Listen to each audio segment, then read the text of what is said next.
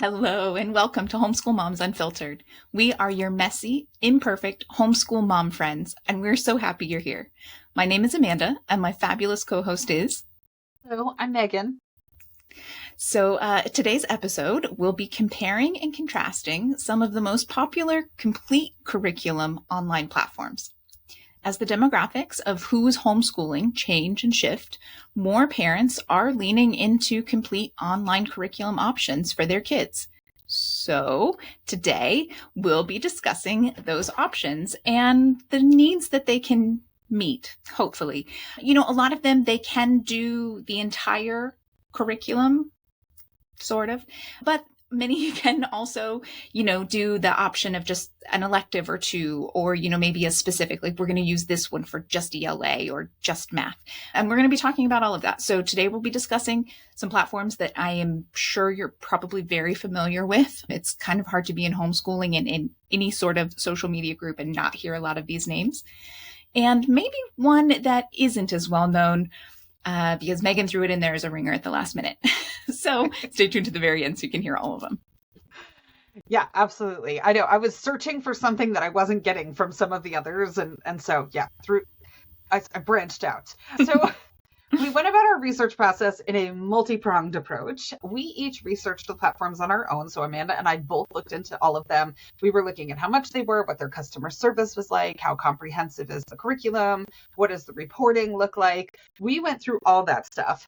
But there's a really important factor in determining an online homeschool program, and that's your kids. So we roped one of my kids and Amanda's awesome kiddo into testing each of the platforms for us, which was a very interesting partnership. We wanted their feedback about the UI experience. How's the interface? Is it easy to move through? If you went in there and first of all, some of them have a placement test and some of them don't. But either way, depending on what your starting point was, how was the curriculum then when you got there? Like, were the lessons too hard, too easy? Are the videos engaging? And in other words, we had our kids test a slew of these so that hopefully you will have less trial and error when you actually try to choose the right platform for your kids. Now, it was great looping our kids in as well because they picked up on all kinds of things that I didn't necessarily see. And it was pretty interesting. Like some of the feedback between the two kids was really different, right? So this is one of those good examples of what works for one kid doesn't work for another. What works for one certain type of learner doesn't work for another. And hopefully, if we like it because of X, Y, and Z, but your kiddo isn't X and Y, it'll help you figure out well, maybe just because that was their favorite, that's not necessarily going to be the best for us and so on. So yeah. Yeah, completely. I love that. So before we fully dive in, I'd like to throw out a disclaimer as the person who edits these recordings. There's a chance that this episode ends up being a two-parter. Sometimes we're going and we see the clock ticking and we're like, oh, we gotta go. So there's a chance if this goes long, we'll just split it into two episodes, part 1 and part 2. Now, I don't know if you saw, Amanda, did you see that the Kelsey brothers just signed a podcast deal with Amazon for $100 million? I did not, but I quite like them, so I'm excited about that. I like the clips. I am too. Yeah. I know I don't know anything about sports, but I do like the clips. They just seem like fun people. But we aren't them. We don't have a team of editors and producers. I edit and do that thing. So if there's just a wonky cut somewhere along the way, or it's a clunky thing, you've been warned. But truly, I was thinking about it and I'm like, Amazon, homeschool moms have to be in one of the top demographics of people who spend money on Amazon. So I'm just saying, if they have other lucrative podcast deals that they're looking to throw around, we're here, we're available. So we always start our episode with a recap of our weeks, and you were on the go this week, Amanda. How was your week? Yeah, we've had a good week. We did in the middle of the week, right? So we're recording this after Labor Day weekend, and since it was a holiday weekend, we decided to jet off but stay kind of local, right? So we did sort of a staycation, and we headed to LA and had a good time, right? We walked around Rodeo Drive and checked out a Lotus car shop, because to do our research, right, to properly do research on Beverly Hills, we watched Pretty Woman. And so they have the actual Lotus car from the movie there that you can see. And my kid absolutely loved that. He thought that was amazing. That's so cool. I didn't know that. Yeah, so it's in a shop close by. And I think if you didn't know what you were looking for, you might have missed it. And then lots of pool time, and we went to the Libri Tar pits. And yeah, generally we just had a really good time. But that has made this week a little hard, right? Because there were some things that I really probably should have addressed before I checked out for the long weekend. But like most people, I checked out before the end of the workday on Friday and was like, yeah, long weekend. So I've been struggling this week to catch up on all the things and rest up. I love traveling. We've talked about that. We do part-time world schooling, but it does always kind of kick my butt and take a little bit of extra time to recuperate and stuff. So yeah. And then just before this, I did a class with my kiddo. We do an art class together and I really enjoy it, but I've discovered that I actually really dislike chalk pastels. Ooh. Chalk pastels. And I don't like the mess. I don't like the texture. I don't like the feel. I don't like chalk pastels. But today we did like maybe Tim Harrison or something like that inspired artwork. So it was kind of fun. That's so fun though. I love that. There'll be a big mess to clean up when I get done recording because chalk pastels go everywhere. Times. That's a balcony project next time. Yeah. Yeah.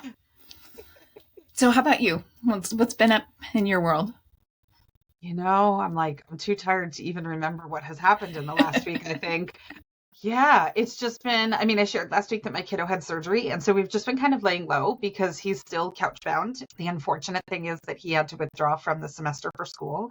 He had his surgery. The surgeon couldn't really tell us until they got in there, like how extensive the situation was going to be and all that kind of stuff. And he told us that in the thing, like it's, I could get in there and it's going to be way worse than we realized or whatever. And so he's still completely horizontal and couch bound. It'll be 2 weeks tomorrow. So, in college world, if you're 2-3 weeks behind, you're done, right? There's no coming back from that. So thankfully he didn't seem to be too upset about it. But so yeah, we've just been kind of laying low and getting some stuff done and whatever. So I think I have like nothing interesting going on. I did post in our Facebook group that we hosted the other day that I bought tickets to go see Andy Grammer later this month. And I love Andy Grammer. So I'm super excited about that. We're supposed to go to Atlanta and see Jane Goodall speak. So I'm super excited about that. And next weekend we're going to Baltimore. My boys are playing Pokemon and I'm pumped because I'm going to go to DC and be a museum nerd while they play Pokemon all weekend. So it's going to be good. So it's been quiet, but we've got some fun stuff coming up at least. But nice. All right, so let's kick off our online platform review. We have so we had the thing like we talked about where we evaluated stuff and we had our kids evaluate stuff. These first two, our kids did not evaluate because they weren't even an option for us, right? So, but they get talked about all the time. So we thought we would come in and tell you why they're not an option for us, what our issues are with them, et cetera, and then we can go from there. One of them, so these are Acellus or Power Homeschool. It has two different names, and Mia Academy. And Mia Academy was initially on our list for evaluating. And then when I started it, I texted Amanda with some stuff and was like, and so we scrapped it. So we were like, it's not even worth pursuing. So Acellus and Power Homeschool, again, you'll see both names. They pop up in Facebook groups all the time. It wasn't even on our radar. We had never planned to assess this one. There's two divisions of Acellus. There's an accredited division, which is super duper expensive, and a not accredited division. For the other platforms, we'll tell you the prices. My experience with Acellus is the price is all over the place, so it's not even worth us telling you what the price is because it could change tomorrow. There's a bit of whiplash that goes on over at Acellus as far as like what we're doing today and what we're doing tomorrow is completely different. So I have some experience with that. We used it years ago and I would never go back. Okay, so we have never used it. We've never tried it. But the first for me is that while it says it's secular, it isn't actually considered secular by the secular homeschool community. We won't go into all of that here, but it's an easy Google or Facebook search if you want to know more about that and why something can say it's secular, but it not actually be considered secular. Mm-hmm. So a little bit more information on Acellus/Power Homeschool. It's owned by Roger Billings, who is a Mormon who split from the Mormon Church over his devout support for polygamy. After leaving the Mormon Church, Billings founded his own church, the now defunct Church of Jesus Christ in Zion, which, there are lots of different ones, but that was his. And in that church, he is considered its patriarch and prophet. That doesn't really align with what I'm looking for and where I want to spend my money. There have been criticisms that some of the degrees held by the educators associated with Acellus may not be legitimate, as they were reportedly granted by Billings himself through institutions that he controls. So maybe they don't actually have the accreditations that they're saying they do, more a bought and purchased instead of a like studied, bought and purchased accreditation. Bit of a Trump University vibe to it, doesn't it? Right? Yeah, a little. Right. A little. Billings also has a controversial background, including, facing allegations related to academic credentials, the church, and just there's like. So another issue with Acellus Power Homeschool is that Hawaii removed Acellus from many of their school systems after their queen's name was misspelled in the curriculum. Like, if you can't get important facts like that right, and it's been brought to you over and over, and you still don't bother to change it, that sort of says everything you need to know about how much they respect real facts and history. And the same also, right, that curriculum talked about how the Hawaiian Islands were discovered by Europeans, which again is that kind of like Eurocentric whitewashed stuff that in our house we try to avoid. Yeah, exactly. So I have not used Acellus in many, many years, and it was fully Acellus. Power Homeschool wasn't even in the mix at the time. I have heard that Power Homeschool became a name in order to more easily entree into school systems, but that doesn't seem to make sense to me, because why would you call it Power Homeschool if you were trying to get into school systems? My own personal thought process is that it was a rebrand, right? There was a lot of stink on some of the stuff that had been done previously. And so that was my own personal thought, but I don't know why it has two names. So it was fully Acellus, though, when we used it. So my brain still kind of defaults to that. We were using it back in like 2018, 2019, and we were 95% of the way unschooling at that point. But I was nervous to like just cut that cord. They had lowered the price of Acellus to $10 a month. And I thought, okay, for $30 for my 3 kids, I'll put them all on there. And I'll at least for that 5% of my traditional schooling world, I'll have kind of an anchor to the real world, and I'll have some peace of mind. So we put them on there. The customer service was absolutely horrendous. My youngest, because he went into kindergarten, there was no placement whatsoever. And it was just like, well, because they're kindergarten, there's no need for a placement. It had him like counting bears on a screen. And I'm like, this is a kid who should not be counting bears on a screen at age 5. To try to get someone to help me adjust the level was it took like a month on top of it just to even get help. It took so many attempts. So anyway, we had used it, I think, in 2018. And then over that summer, no problem. We took a break. We traveled. We were planning to go back to it in the fall. All of this mess unfolds in about 2 to 3 days, where Roger Billings comes out and says, I'm thinking about making Acellus free for all of you, but I'm thinking about partnering with school systems in order to offset the cost, right? And it might mean some changes to the curriculum and this, that, the other thing.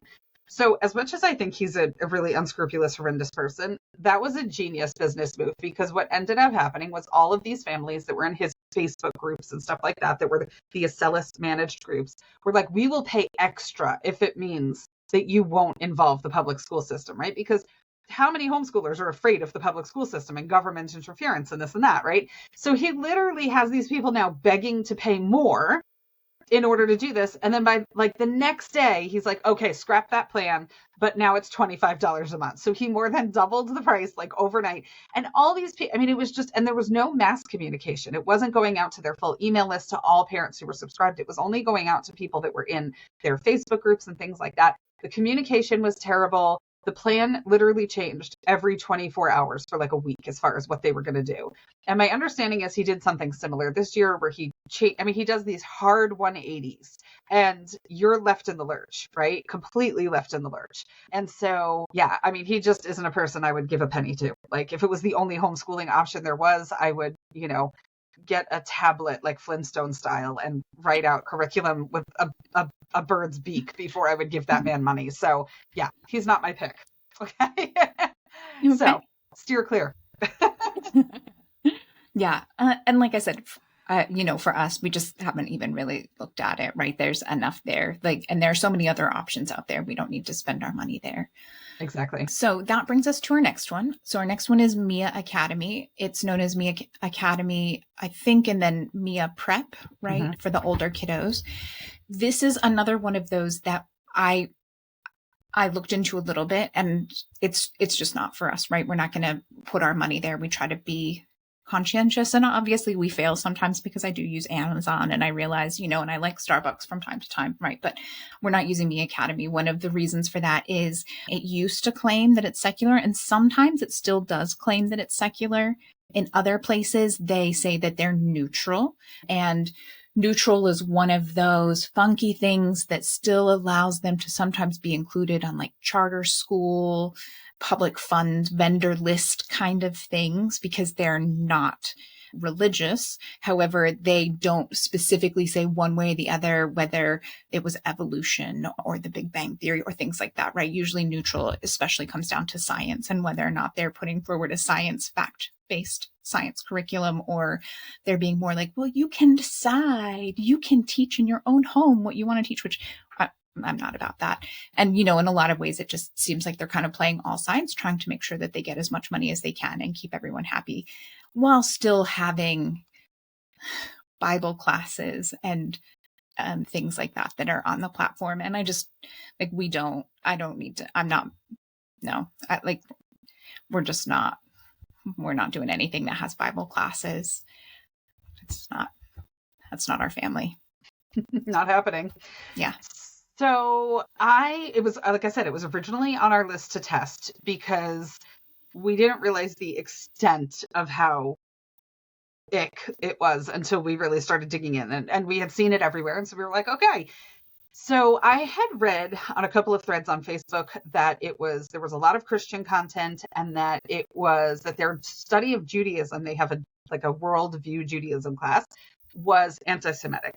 And we had our kids test stuff, but my kid is probably not going to pick up on nuanced anti-Semitism, right? If it was, horrendous, I don't even want to say in your it. Face. Yeah. Yeah, exactly. Yeah, just that, if it's super in your face, exactly. Jews are bad and, yeah, we're exactly. the superior, yeah, okay. But that he would have picked up on. But if it's nuanced stuff, which is what it was, so he wasn't going to pick up on it. So I was like, let's watch this together. Okay. So I will say these are elective classes. And this is the argument that is used to bring Mia into the mainstream. But they're electives. Okay, fine. But the way that they're presented is completely different. Okay. So I started with the Judaism class, and I didn't find screaming anti-Semitism. It was factually based. The facts that were given were correct in as many lessons as I got through. I didn't go through the entire study of Judaism. We are Jewish, by the way. I've said it in previous episodes, but so it was, they were talking about Rosh Hashanah. It was all accurate information, etc. Right? It was little things though that were like, at one point, the person who was recording the video said, the Torah, which consists of the first 5 books of the Bible. And so, right, it's like there's a Christian-centered atmosphere there where it's like the Bible is the mainstay, and we will use that as the jumping off point for all of our comparative analysis for everything else, right? Mm-hmm. So that's one. The other thing is the Torah didn't come from your Bible, right? Jews were around for thousands of years before Christianity was invented. So you got that a little backwards, right? But so it was really nuanced stuff that kind of leaned into Christianity versus other religions, right? But then I went into the Christian class to watch that. And the Christian class just assumed that I was a Christian, right? So it wasn't delivering facts to me. It was this really chipper girl who was teaching the class who was like, do you ever want to send Bible verses to your friends? And I was like, no. The only time I want to send a Bible verse to a friend is if I want to send the things about wearing mixed fabrics to somebody who's spouting off the Bible as a homophobic, thing, oh, the Bible says blah, blah, blah. I'd be like, yeah, well, the Bible says you also can't eat crab. So, I'm just saying, that's the only time I ever find the need to send a Bible verse to someone, believe it or not. And then at one point in the lesson, she was like, so go grab your Bible and let's get started, right? And so it's assuming there's just this natural assumption that I have a Bible. It's super handy. I can just grab, right? All this kind of stuff. I do not own a Bible, shocking. And so it was like the Judaism one was fact-based with a little Christian lens. And then the Christianity one was totally through a Christian lens, right? So I have no problem with teaching world religions. I love teaching world religions. Yeah. I think it helps us understand, some of the conflicts that go on and things like that, and the differences and the similarities. But if you're going to present religions, they all need to be presented from the same neutral stance. And this was definitely not the case. So. Yeah, right. And so the other thing for me is, and this is one of those things, right, that comes from parent feedback, right? Mia Academy isn't coming out and vocally saying, hey, we're homophobic and transphobic, but they are, unfortunately, if you're going to take parent feedback. And so it doesn't take very much looking and digging online to find cases where, one mom, her elementary age kiddo had drawn rainbows during a Pride Month unit study. And they had that mixed in with the artwork behind them in their workstation or their kind of classroom area. And it was taken down, right? It was like blocked out and that kind of stuff because it was objectionable.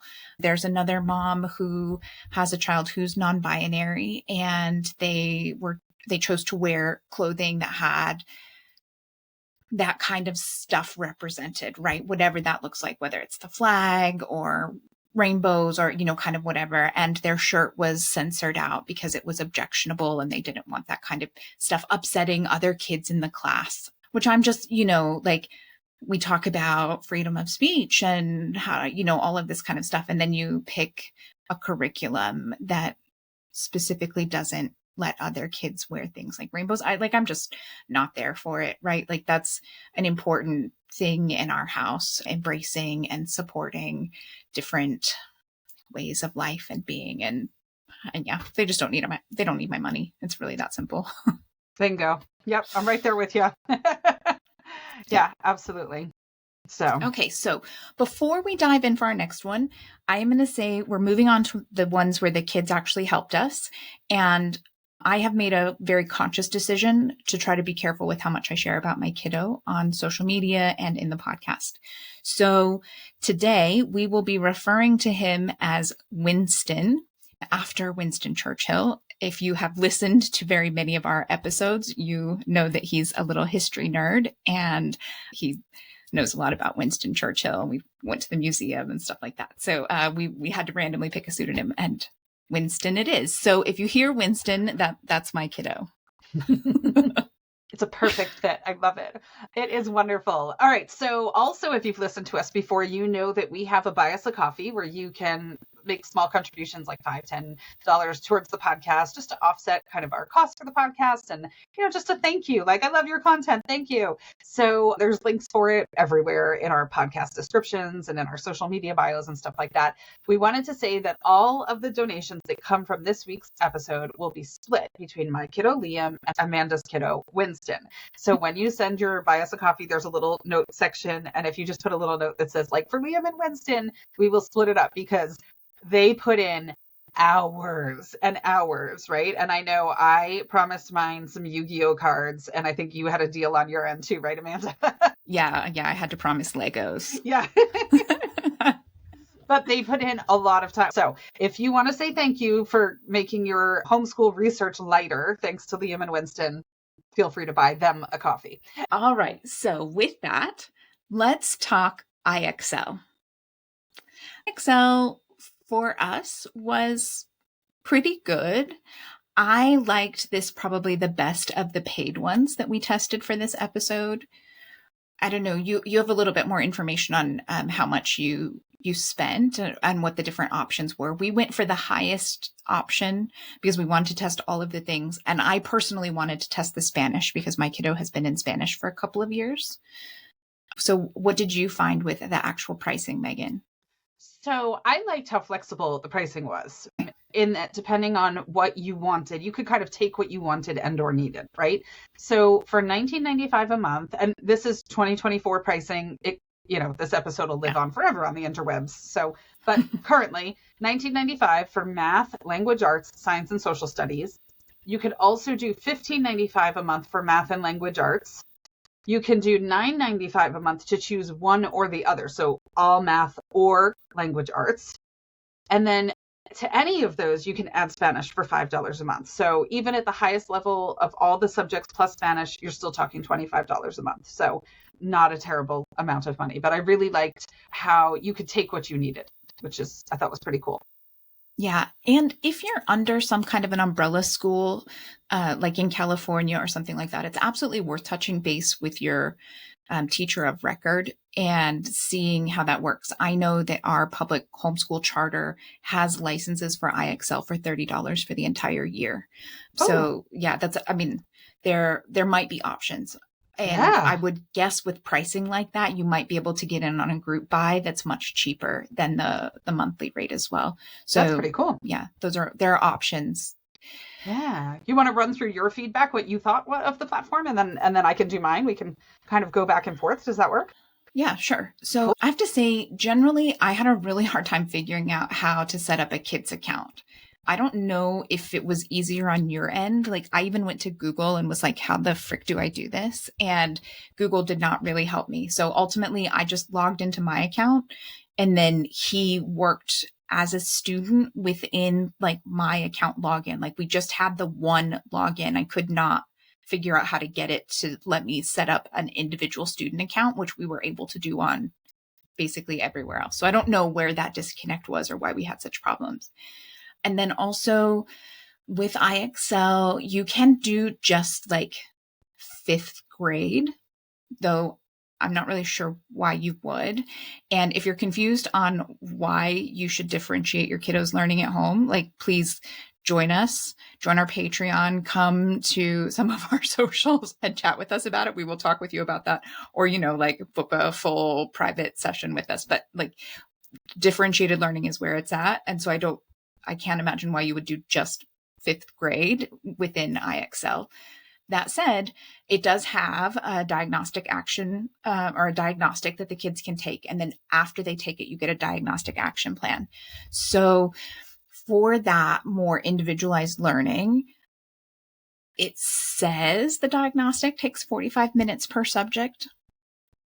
I don't know what you found, Meagan. In our house, like it offers you, like, do you want to answer an ELA question or a math question? Do you want to answer an ELA question or a math question? And the kid just gets to keep answering these questions and it figures out like, oh, they know this, they don't know this, they should work on this topic, they should work on this unit, like they know this one, they've passed this, they've graduated that.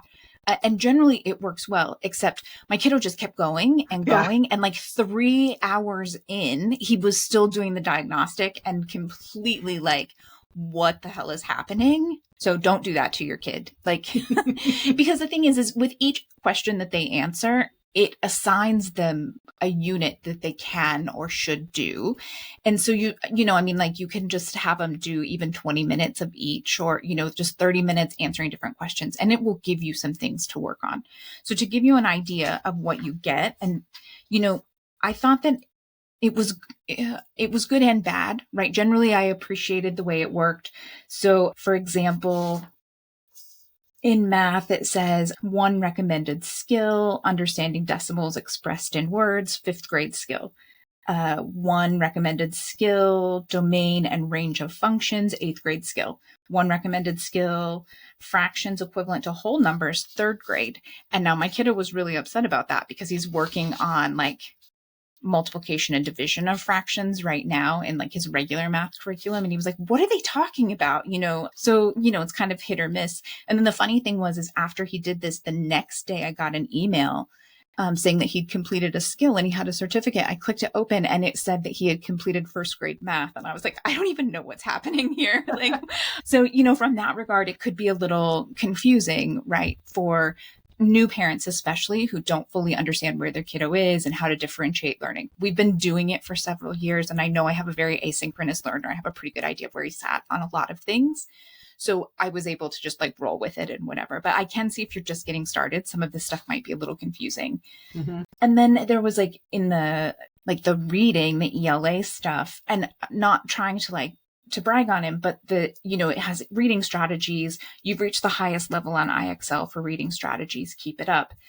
Well, I mean, that's great, but he's only in fifth grade and I want him to practice reading strategies. So give me some reading strategies options, like, Right. and then like vocabulary, they're all 10th grade options. Oh, and 11th grade, actually. So there's nothing below 10th and 11th grade for vocabulary skills they've recommended.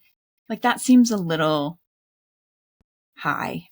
Well, and I mean, even like, still, if he starts there, he'll be out of it. Then in 6 months, he'll get the same thing. You're like, we're done. yeah, that's it.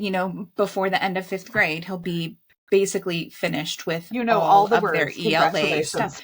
Well, yeah, that's it, right? It was the same with writing strategies, which is, I mean, he does have a writing learning disability. So he's not at 11th grade in writing strategies. I mean, like, they're just things that I'm like, so I question how rigorous all of it is, but I did like it, generally speaking, right? And I think, if you're differentiating learning and you've got a kid who's a really asynchronous learner, you have to be on top of it more than a lot of other parents. So I'm not hugely surprised by it and we could make it work, but there are some weaknesses in it. Mm-hmm. Yeah, I can see that.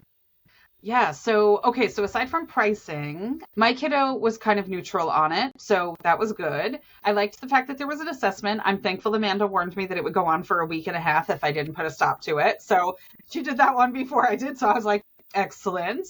I liked the fact that you could link within the website to the South Carolina state standards, which is where I live.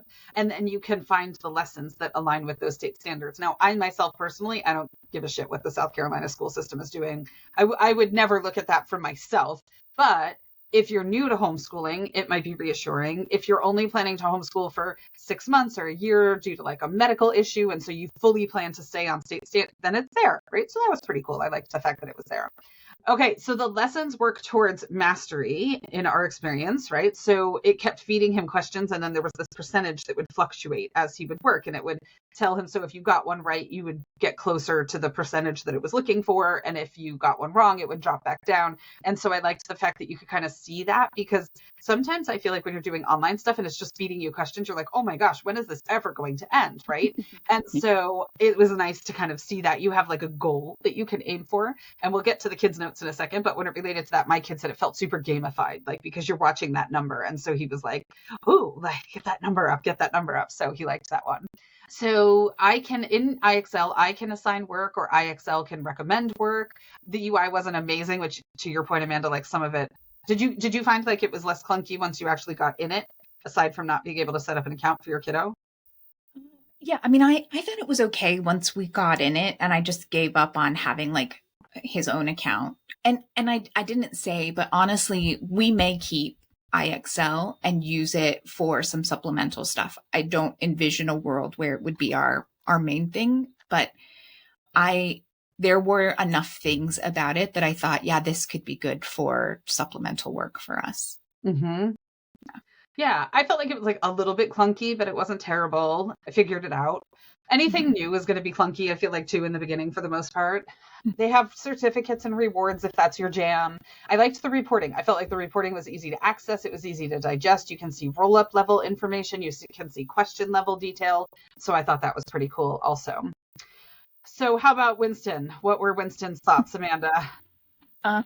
So I think because this was the one that he had most recently done, and he keeps or he was keeping like a Google Doc of like a brain dump information, and then he was putting it into like a more, here's the feedback for you. So he didn't have the more consolidated feedback for me, and so I got the brain dump, and so I got some really funny quotes from him on IXL. So he said, there was a brain wrecking diagnostic test that caused me to lose a tiny bit of my sanity, but he also wanted me to assure you that he got it back. He actually did not feel that there was a gamified aspect to it. There was no game room. There were no badges. Right. And the number going up and down, it didn't read that way for him. And that's probably because he does, he has to do iReady for the program that we're in. And iReady has a number that goes and you finish it, right? Like you follow it along and you know how far you are in the diagnostic, and then you're done. And so for him, that kind of number tends to be equated to like, well, why am I not done?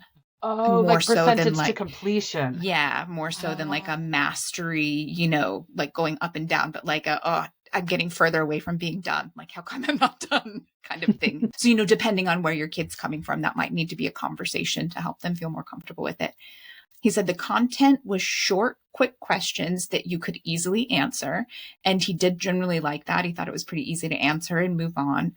He liked that you could pick which skills you were going to work on next instead of just generally like, you did this, now you have to do that. He likes to be able to pick and choose and move through things, which I think most kids do, right?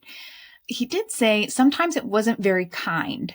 For example, one of the questions wanted multiple answers. You were supposed to type in several things in math or something like that. And he only entered one. And the one that he entered was a correct answer, but it didn't have all of the other answers. And instead of prompting him, like, there are more, like, this is an incomplete answer or whatever, it just marked it wrong. The whole thing was wrong instead of like half credit or something like that. And there was no way to go back and fix it. And he was like, very much not a fan of that. I love that he noted it as unkind, though. Like, what a sweet little soul he is. I love that. So let's see. He also said the IXL platform for him seemed easy to navigate. He could go to whichever thing he wanted without very much effort. So he found it pretty easy to get around in. But it was still only his second favorite of the curriculums that we looked at for this episode. It was his favorite of the paid ones. Mm-hmm. So how about your kiddo? What did Liam have to say? He was neutral on the whole thing. He was like, it doesn't make me want to stick a fork in my eye, which we'll get to that option soon. But it wasn't his favorite. He had another, ironically, the same as Winston. They had the same favorite, which I thought was awesome.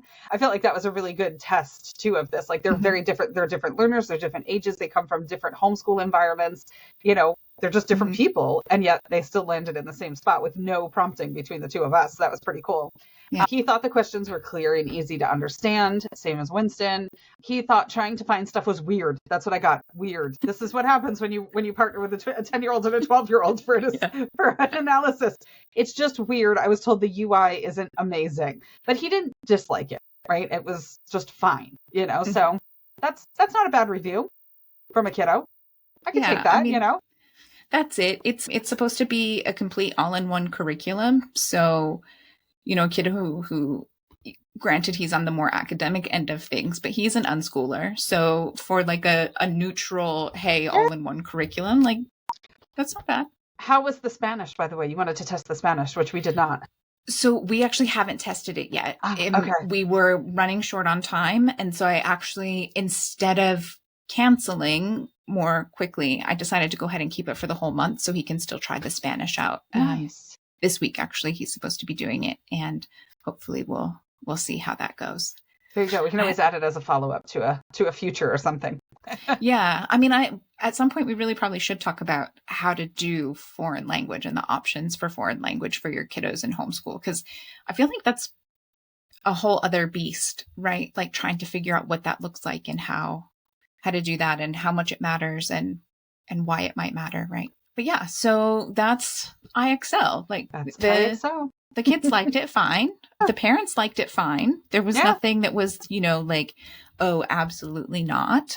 So, I think. Okay. Yeah, a perfectly good option. Yeah, I liked it. All right, next up is Time for Learning, which was a little bit pricier. Time for Learning has two different plans. One is pre-K through 5th grade, which just, I don't know if you agree, Amanda, but like just saying that out loud, please don't put your pre-K kid like in front of a computer. Like they don't need it, right? Save your $29.95 a month, right? It's too much. But so pre-K through 5th is $29.95 a month. If you want to pay it annually, there's a 10% discount, 30% off for each extra student.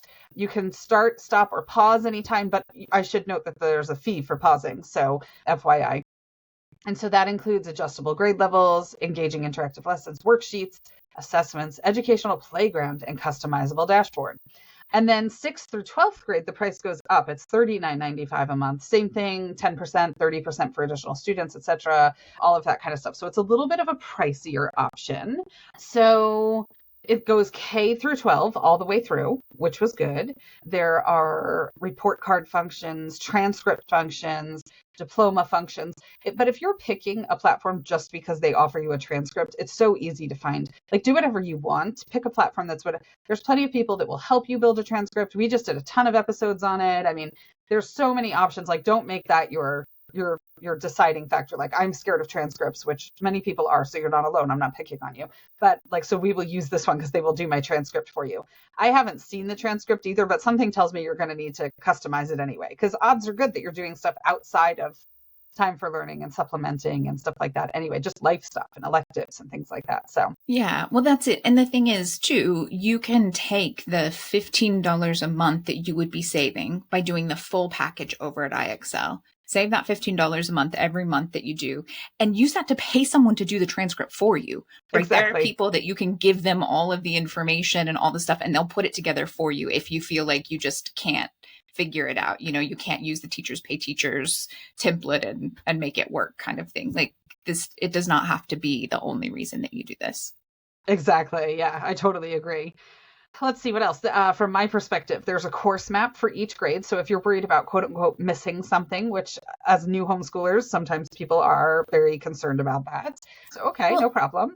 Yeah. And I will say we still do that, right? Yeah. I know that we can be outliers when it comes to certain ways of homeschooling, but I do still look at the state standards each year, not because I want to make sure that we hit it the way the state does, but because I'm just one person, right? And I want to make sure that we didn't forget to cover X, Y, or Z, right? Like, yeah, I didn't really think about natural resources and how that impacted the way people settled in the state of California.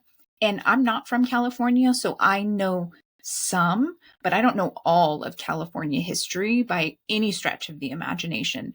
So when I saw that that was something we were supposed to do in fourth grade, it prompted me to go and look into that a little bit more so that we could have better discussions and to come up with a field trip or two to do to help encourage that conversation, right? So being able to kind of go back and look and see like things that were supposed to be covered. Yeah. I mean, yeah, it's missing something, but it's not really about that, right? It's just helping make sure that if you see something that you're like, oh yeah, I do want my kid to know that, and I feel confident in teaching it, or I do want my kid to know that, I don't feel competent teaching it. I will outsource that. Yeah. yeah, exactly. Or I will go take a class so that then I can, you know. No. Or we'll take it together, you know, or we'll watch a documentary together. There are lots of things that we learn together because I want him to know, but I don't know, right? I'm a product of the public education system. Whether you're a product of public education or private education, lots of things have changed. Yeah. Our understanding of things, our knowledge of things have changed in the last 30 to 40 years. And there's no shame in learning new facts and new things. Right? Yeah. Anyway. I totally agree. So yeah, you've got a roadmap either way, like your plan or this one that's there, and good to go, which is awesome. The reporting function was easy to use. I could see grades. I could see time spent, activities completed. So easy enough. You can download the report into Excel or a PDF really easily. So if you're answering to a state, you know, governing body or your accountability teacher, in your case, Amanda, or, you know, doing your annual portfolio review in Florida or whatever, and you want to print that out and pop it in there, you're good to go. So easy enough. They have a game room called Time for Fun. There's an art gallery where you can submit work. There's time for languages. We did not try it, but it exists.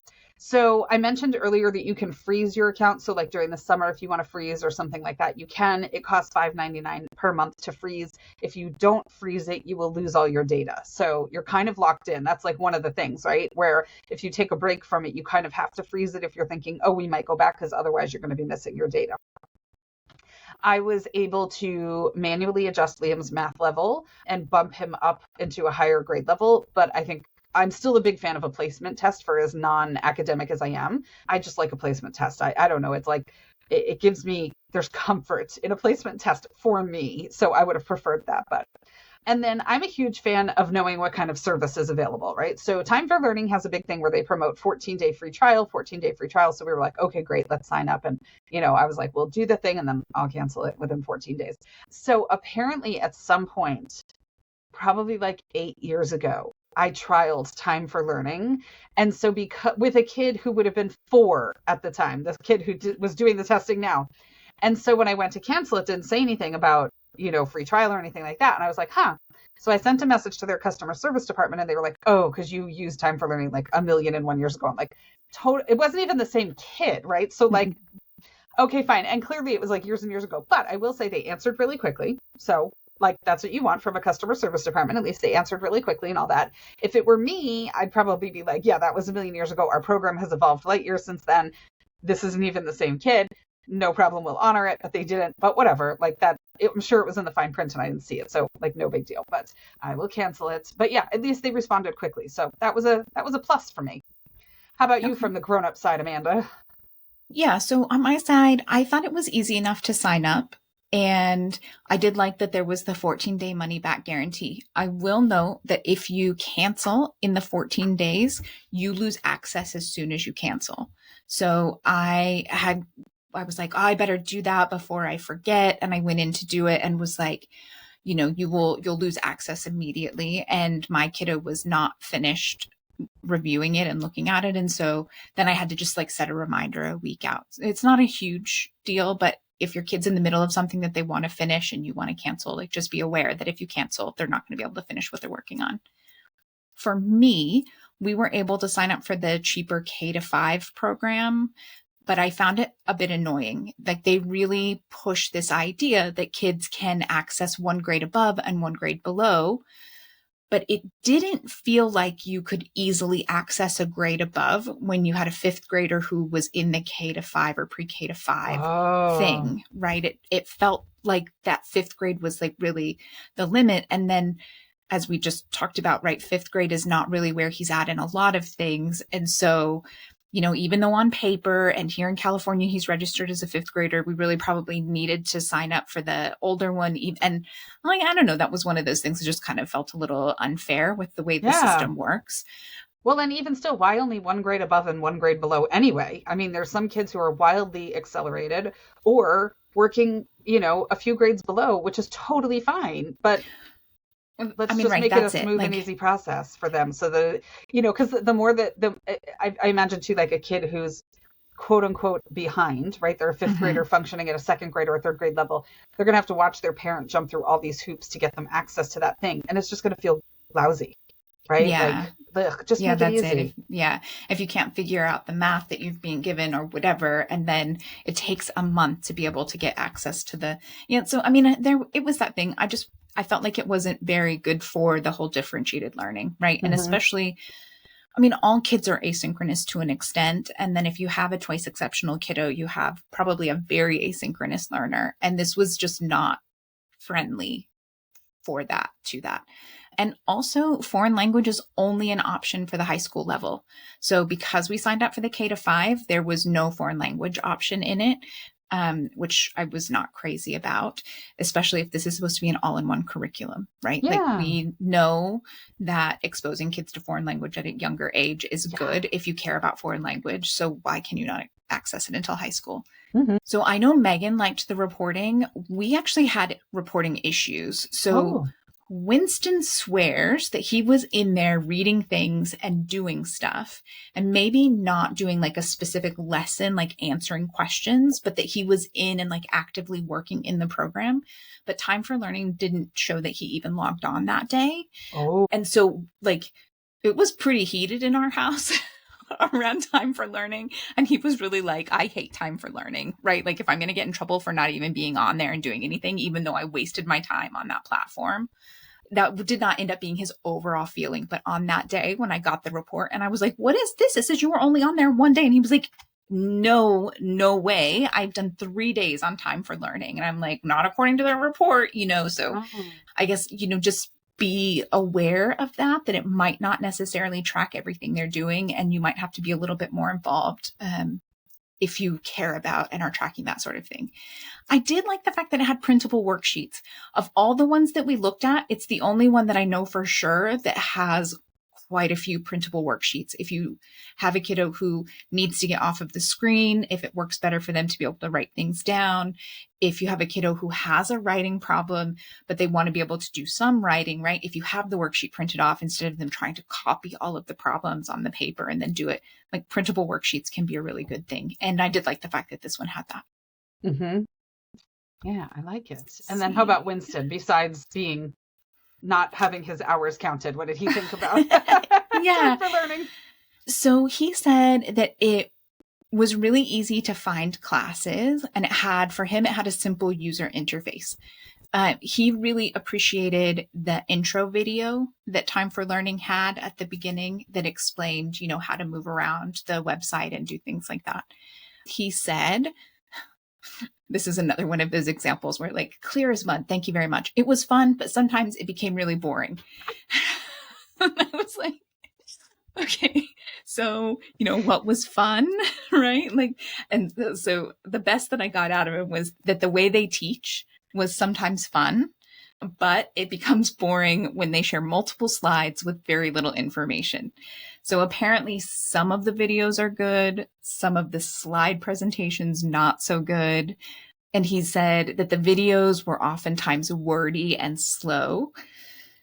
Let's see. Though he did say that some of the lessons he did, especially ELA, he felt they were difficult, but the good kind of difficult. They definitely focused on a different type of grammar than what we are doing in our own homeschool. So I know for a fact that was what he found in ELA. There was one that he was like, I have no idea what they're talking about. And he had to actually go in and listen to everything to try to pass that exam or unit or whatever it was. He also said that he liked the small game room with educational games. He said there were some great educational games, and there were time limits, but he thought they were okay. What he didn't know was that I set them up. And so, yeah, on the parent side of it, you can go in and say how much time you expect them to work and then how much time they get to play in the educational game room. I think I had it set at like 15 minutes and then 5 minutes, like 15 minutes of classwork and then 5 minutes of play. But we were just coming off of the iReady testing, the assessment, and it does that, right? The kids have to answer so many questions and then they get to play this game, and then they answer so many questions and they get to play a game for like a brain break. So, he was just kind of in that mentality. I think he might have felt differently about it if we were a few more weeks removed from the iReady diagnostic testing that we just done. Makes sense. Let's see. That's what he had. So what did Liam have for us?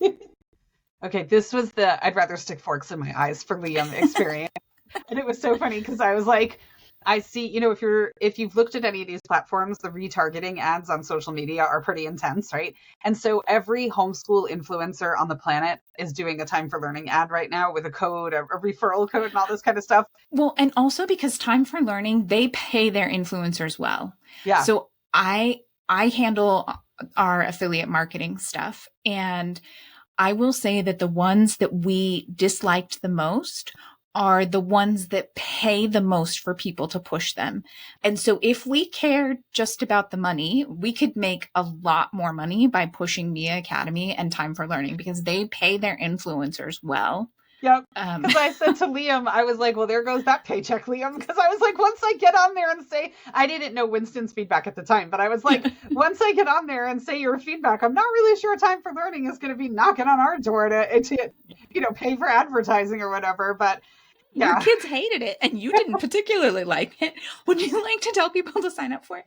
And I'm sure there are people out there who are like, it's great. We'd never use it, but it's great. Use my link. That's not us. So yeah, there we are. It's very true. Liam's feedback was the videos are so boring. And if it's a topic that because there's no assessment, he ended up with a bunch of videos for stuff that he already knew really, really well.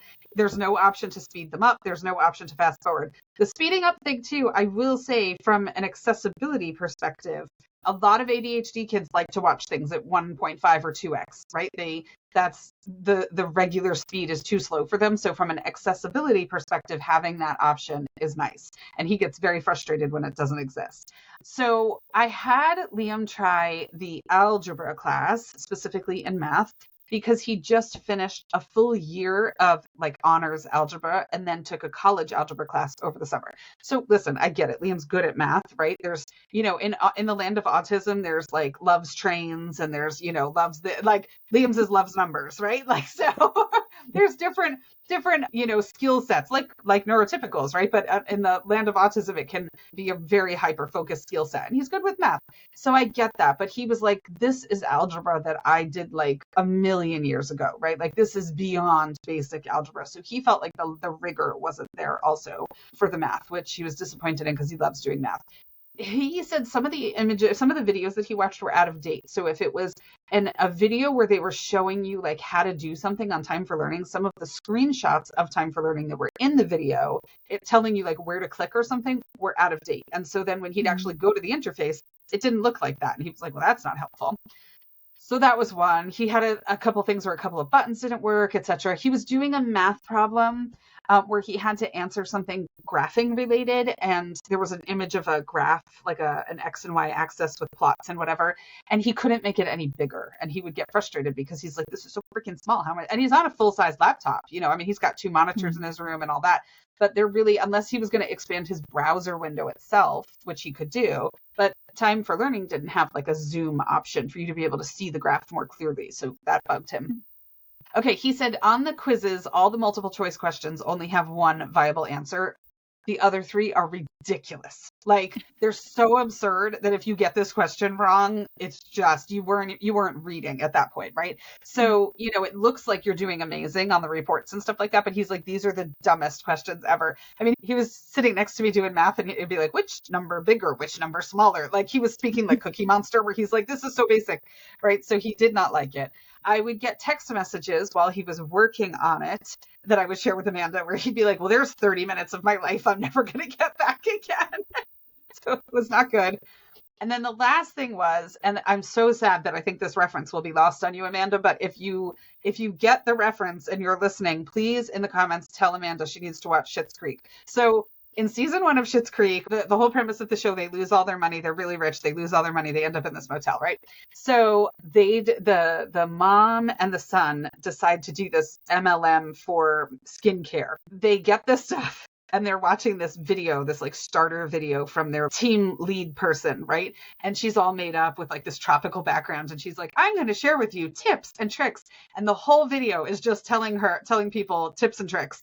And there never are tips and tricks. The skincare line is called Allez-vous. And it is one of the funniest episodes on Schitt's Creek, in my opinion. And Liam was like, this feels like watching an Allez-vous video. Like, he's like, that's all I've got from this. So Time for Learning wasn't a hit in my house. And I will say that I have heard, and I didn't actually take any of the lessons in Time for Learning. I left that to my kiddo. So I don't know for sure how easy it would be. But based on Liam's feedback, I have heard parents say that their kids were able to figure out how to game the system in Time for Learning, where they weren't actually really learning as much as they wanted them to, and like actually integrating it in a critical thinking kind of way. But they had just kind of figured out how to like get through the units and call it good. So. Yeah. He said the checkpoint quizzes were so ridiculous. So probably not the best assessment of whether or not your kid actually got the concept based upon Liam's feedback, but we shall see. Yeah, there we go. All right. So it's not a huge surprise, but we've gotten a little wordy here. We can be verbose from time to time. So we're going to go ahead and wrap up now. And we will be back next week with part 2 to make your listening life a little bit easier. Exactly. So stay tuned. And in the meantime, happy homeschooling. Have a great one.